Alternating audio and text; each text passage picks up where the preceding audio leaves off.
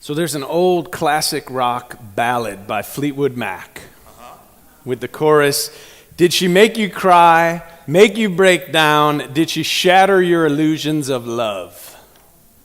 Today, I don't want to make you cry. I don't want to make you break down, but I want to shatter your illusions of love. All right? I don't know why people get so upset when they become disillusioned. I mean, to be disillusioned means that you were illusioned in the first place. So in fact, it's kind of a good thing. My job today is to shatter your illusions of love. Let me say at the outset that on the topic of love and keeping it alive over time, I'm a beginner. My wife and I have been married for 14 years. We've been together for 16, but there are a lot of others. I'd like to know, is there anyone here who's been married, let's say, 25 years or more? Anybody? All right. Okay, a lot of people. All right. Wonderful. Wonderful. Anybody been married 50 years or more in the congregation this morning? Okay, that's interesting, this being the contemporary service, because in the traditional service, there were about 14 couples who've been married 50 years or more, and there were about 4 couples that have been married 60 years or more. 66 was the record that came through, and it was wonderful. Those are the people that we need to learn from more than me. So is anybody here engaged to get married in the next year? Okay, all right. So check it out. There are a lot of people in this church that have been married. You've seen them around you for a long time, so they're the ones to go to for some advice. Now, it's been a historic week in our country for marriage equality. How about that? In California and Washington State. California and Washington State, couples are this much closer to being able to marry, and I celebrate that for the recognition of these relationships in our culture, in our community, and for the legal and economic equality. Yes, amen, amen. And yet, even some people who are in favor of it can wonder, why would gay people want to model their relationships on heterosexual marriage? When heterosexual marriage has a pretty bad track record at this point. Right? Others argue that gay marriage is going to undermine heterosexual marriage. I think heterosexuals are doing a pretty good job on our own undermining marriage. Plus, gay marriage has been legal for a number of years in Massachusetts, and they still have one of the lowest divorce rates in the country. So that whole issue is just bogus. But today, I have a message about relationships, and it applies to gay as well as straight relationships, just the same. And though my focus today is intimate relationships, it also, and how to keep those relationships healthy over a long time, it's also about being a source of love, which is something that applies to all of us, whether we're in a relationship right now or not. Now, I don't think anyone has an illusion about this. Relationships are complicated, aren't they? Yes. There are people who tell me that their parents have been married for 60 years and they've never seen them argue. My kids will not be saying that. I'll just full disclosure, my wife Anitra and I, we can both be a bit bossy with each other at times. 2 strong personalities. There are times when we each are convinced that we're right when we're not, especially her. Now, she was in the first service this morning. You should have seen the look she gave me when I said that. I'm going to pay for that later. But we love each other deeply, but it's not without conflict. We both have a little bit of Italian in us, and so there's a lot of passion, and sometimes that passion comes out as heated conversations, but we work on it when it happens, and we don't sweep things under the rug and just let them fester. For example, she has learned over the years to give me feedback, if not to give me negative feedback about a sermon until at least Tuesday of the next week when I can actually hear it. And I've learned to stop asking. So we just start. I'd say, "What do you think of my sermon today, honey?" And she said, "I could have used some good editing, actually." It's amazing. You all can come out of the service telling me it was the best sermon in the world. I could hear it from 800, 1,000 people, and then she just has to tell me, I really needed a little more editing, and I feel terrible. But I know, of a number of great marriages, but I don't know of any perfect marriages. And it's important that we're honest about what it's really like being in a long-term committed relationship and what it takes to stick together and to get through difficult problems and those times in the relationship when it feels like there's just no glue left to hold us together. Otherwise, when young couples get into trouble, they feel all alone because no one's talking about it. They haven't heard that. They don't see that. Usually the public face of people's relationships is not the whole story. But we often judge the inside of our relationship against the outside of other people's and what we see. Now, being February, I wanted to take an example from African American history today. And I thought that'd be easy. There are a lot of fantastic African American couples out there that I could draw on. I mean, there's Denzel and Pauletta Washington. They've been married 28 years. There's Samuel and LaTanya Jackson, married 31 years. We've got Bill and Camille Cosby, 48 years. General Colin and Alma Powell, married 50 years. And then, of course, President Barack and Michelle Obama, married 20 years. There are a lot of other successful African American marriages to draw on both in history and today. But honestly, I don't know that much about these relationships. All I know is the public image of these relationships, and that's exactly the problem. That's part of the illusion that we get caught up in, is that we don't really know what other people's relationships are really like on the inside. But then I thought of an African-American couple who are significant in American history that we all know, right? In fact, we know everything about them because they don't have a private life because they're fictional couple. I'm thinking of the Huxtables from the old Cosby Show, right? How many people have seen the Cosby Show here? All right, most everybody. So they were significant in African American history because that show had a powerful cultural impact. Right? In fact, the creators hired a psychiatrist to help them use the show to recode blackness. I was reading about this week. They were intentionally trying to reshape American attitudes and stereotypes about African Americans. The Cosbys were preceded on American television by two other African American couples. Do you remember what two popular shows preceded them with couples? Jeffersons. Good Times, all right. I've seen every episode of that on reruns when I was growing up. So Good Times, of course, that was set in Chicago on the South Side in the housing projects.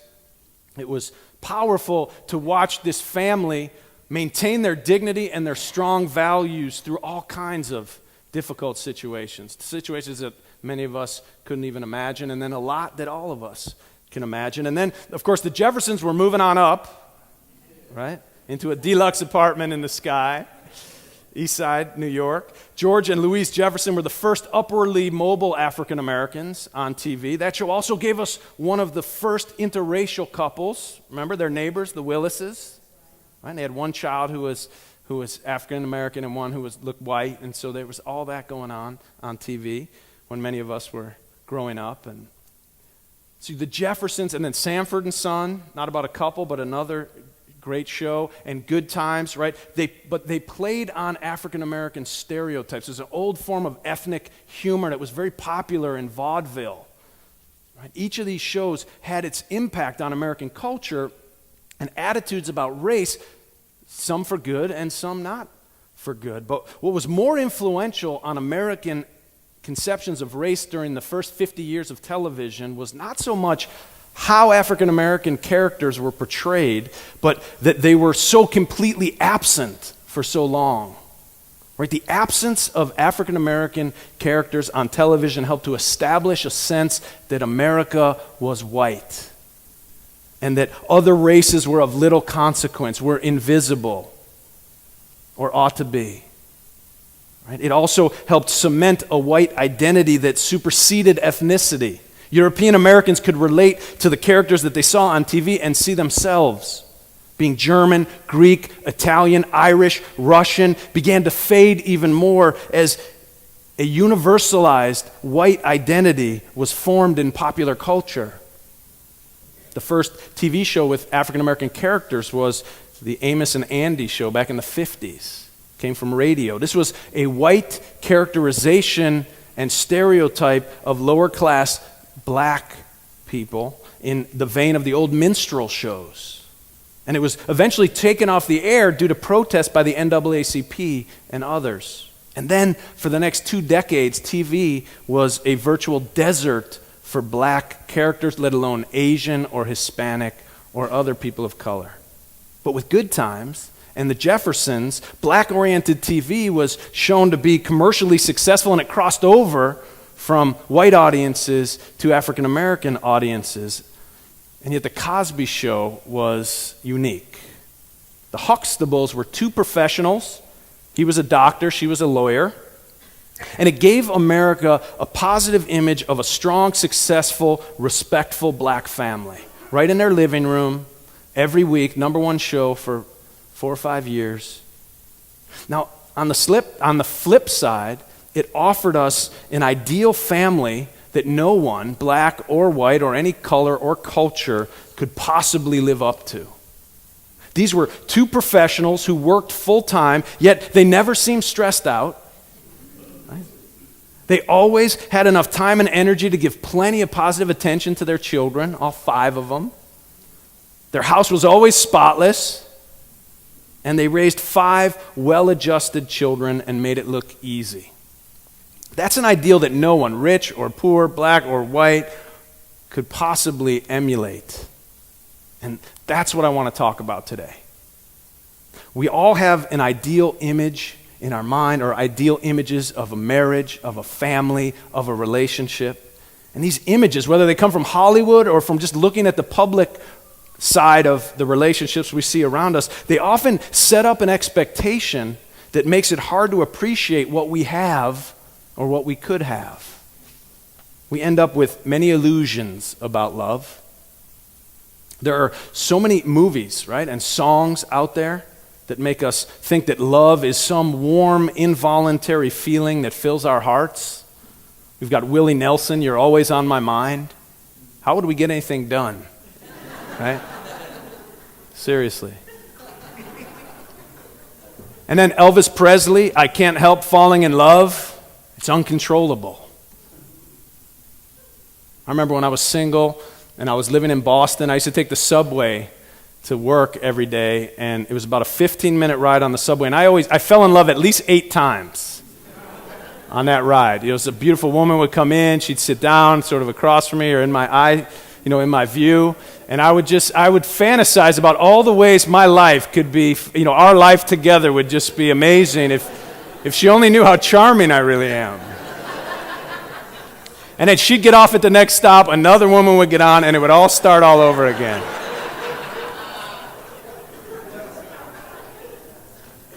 So Elvis says, "I can't help falling in love." That's actually falling in lust.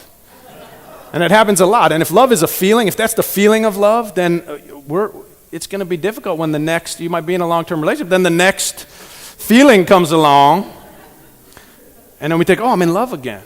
And then the Righteous Brothers, of course, had their song, "You've Lost That Loving Feeling." Right? No wonder we associate love so much with a feeling.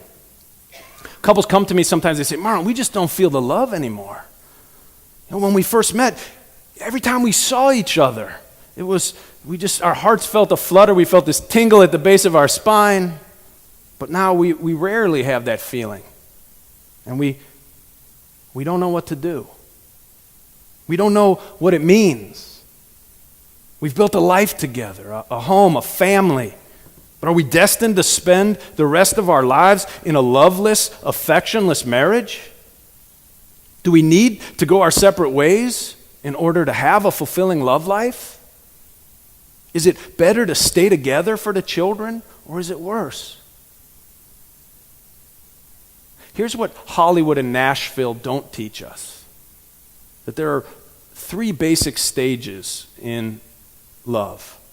Right? There's that early romantic stage of a new relationship. It's so exciting, in part because it's built almost completely on infatuation and projection.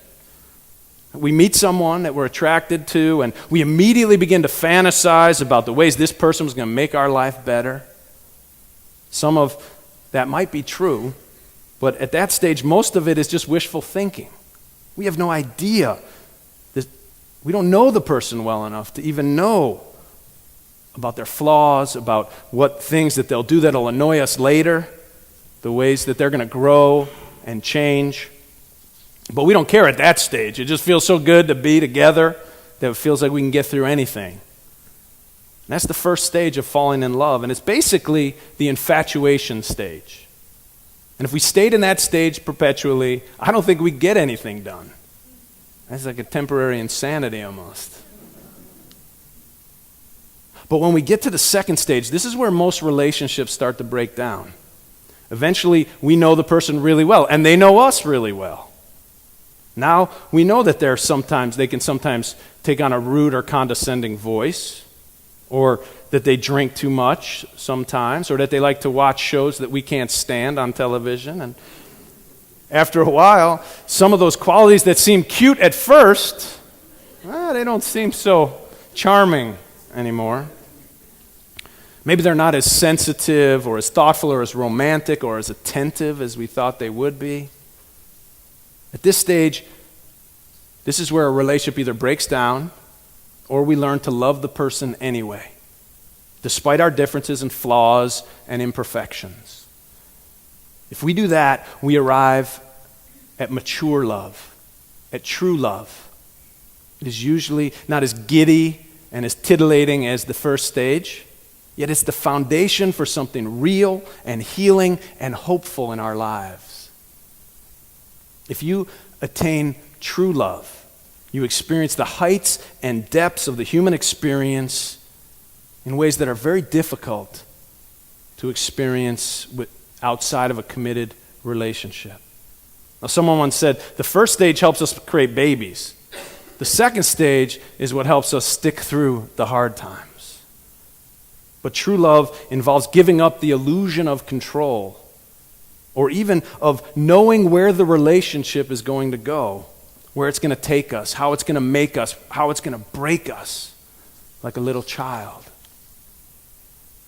Writer Wendell Berry writes, "The promise must be absolute, for in joining ourselves to another, we join ourselves to the unknown.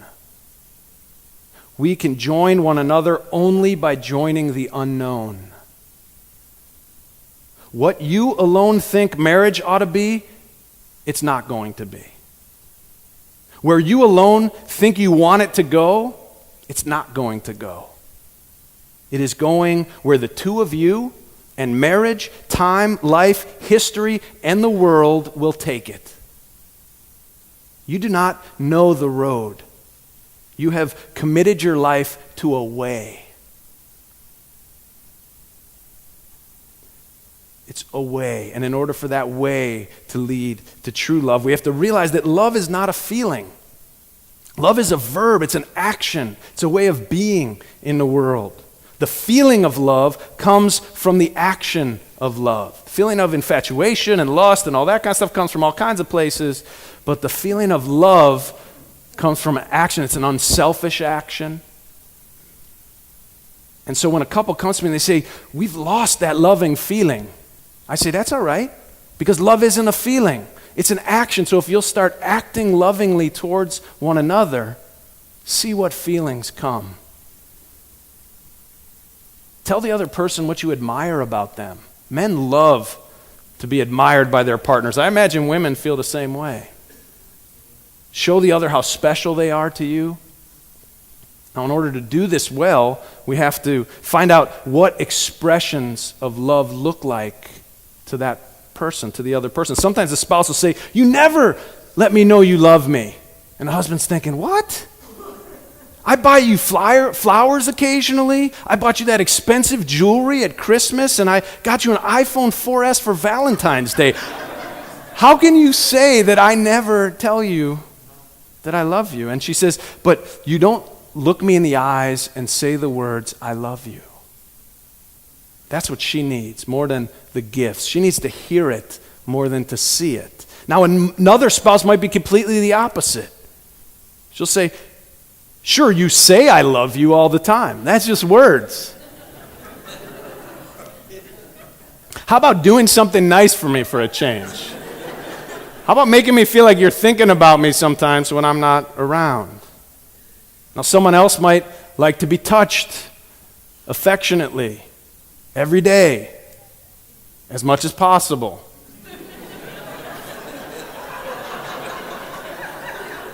People are nudging their partners. But what I've come to learn is that it's not so much the grand gestures that express our love, but the small ones, the 1,000 everyday things. One wife says she feels most loved by her husband not when he brings her flowers, but when he goes to fetch her some aspirin when she's got cramps. Yes. All right. Amen. Amen to that. Amen to that. You got a witness. It's right. You know, that's true love. All right, now we're getting somewhere. All right. You know, but pouring that cup of coffee in the morning before the other person's out of bed, those little calling in the middle of the workday, how you doing? How's it going? Listening. That's something that we actually have control over. What I've come to discover is that a lot of what we see and we think about love is unreal, and yet love itself is real, and it's possible, and it is a spiritual journey to the heights and the depths of life, and it can't be based on illusions, and it can't be controlled. It is a journey into the unknown that will confront you with your selfishness and pride and parts of yourself, good and bad, that you didn't even know you had. And yet, to be seen fully for who you are and to be loved anyway, that's sacred. Now, some of us are scared if we let someone know fully who I am, who I really am, then they won't love me anymore. But to let someone in that close and to have them know us and love us, that's redemptive. And yet, we can't control what other people do, but we can choose to see someone else that way and see their flaws and see their failings and love them and embrace them anyway.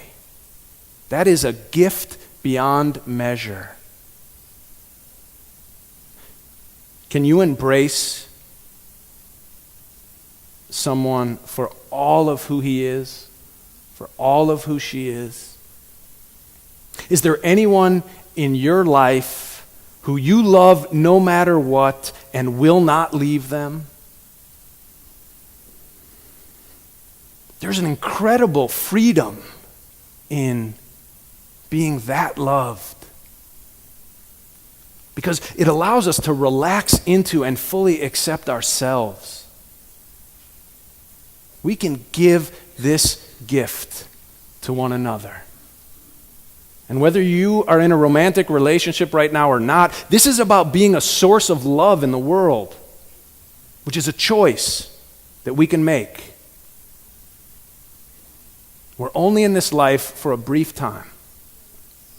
And when we're on our deathbed, the questions that we ask are really pretty simple. Did I love well? Did I let others love me? The worst answer is to look back on our precious sojourn through this earth and think to ourselves, I spent my day acting selfishly and trying to justify it to myself and to everybody else. Or I spent my life chasing an unrealistic illusion and buying a Hollywood story of what life and love should look like. Let me suggest that we are here in this life, in this world, to learn how to love. It is one of the most sacred endeavors anyone can ever take. Now, when you're on your deathbed, I hope that you will look back and say, I did my best. What if you were to answer the questions now? Do you love others well? Do you let others love you? There's no better measure of a life than love. Now, hopefully I've shattered some illusions of love this morning. And I ask you to take Stevie Nicks' advice and pick up the pieces and go home. I love you. Amen.